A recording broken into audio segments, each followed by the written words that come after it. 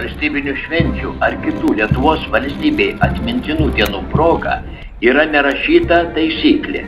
Tiesiog susiburti prie Martyno Mažvydo bibliotekos, prie paminklo Žinia.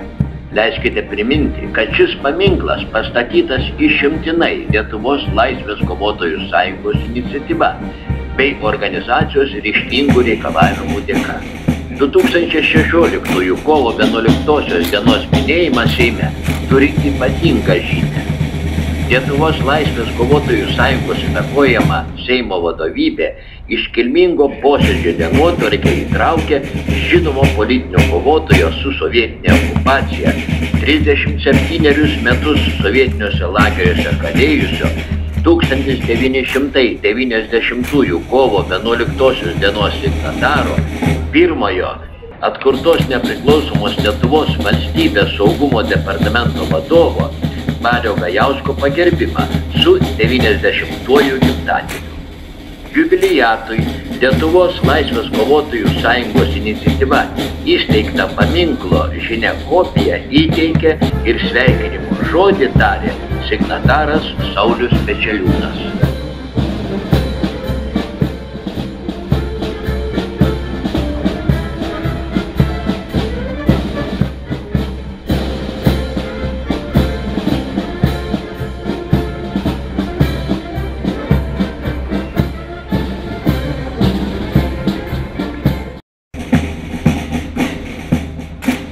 Mėlėjai čia susirinkę visi garbingi ekscelencijos, prezidentai, ambasadoriai, kolegos signatarai.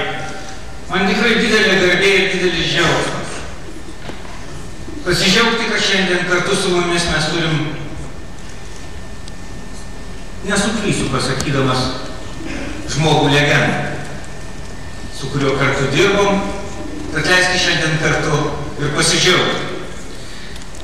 Ir paskelbti Lietuvos Respublikos visuomeninių, patriotinių, katalikiško jaunimo organizacijų, verslininkų ir kitų sveikintojų, visos sąrašą neskaitysiu, jis ilgas, paprastai pasakysiu, Lietuvos visuomenės, Lietuvos nutarimą, apdovanoti signatarą Balį Gajauską, 90 metų sukakties proga atminimo ženklu Lietuvos laisvės žinia, kuris yra sukurtas pagal paminklą, kuris stovi čia šalia Seimo rūmų ir skirtas kovo 11-ąjai. Balys Gajauskas yra žinomas ne tik Lietuvoje, bet ir tarptautiniu mastu kaip ilgiausiai sovietiniuose lageriuose kalintas už pasipriešinimą okupacijai politinis kalinys. Per 37 žiaurius kalinimo metus už meilę tėvynei, už pastangas ją išlaisvinti skleidė laisvės žodį bei sugebėjo perduoti į vakarus slapčia parašytus duomenis apie lagerių tikrovę.